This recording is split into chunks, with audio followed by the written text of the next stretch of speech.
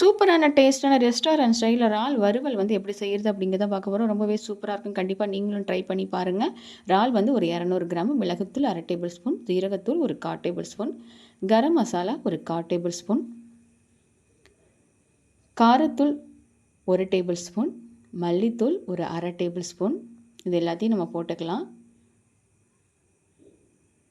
சோம்புத்தூள் ஒரு 1/2 table spoon, இஞ்சி பூண்டு விழுது 1 டேபிள் ஸ்பூன் போட்டுக்கலாம். போதுமான அளவு நம்ம உப்பு போட்டுக்கலாம்.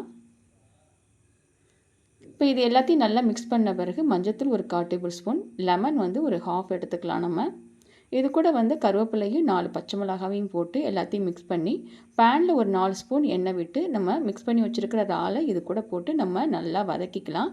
மூடி போட்டு ஒரு 10 மினிட்ஸ் நம்ம மீடியம் ஃப்ளேமில் வச்சு மூடிட்டு நம்ம எடுத்து பார்த்தோம் அப்படின்னா சூப்பரான டேஸ்டான ரெஸ்டாரண்ட் ஸ்டைலில் இறால் ஃப்ரை ரெடி ஆயிடுச்சு.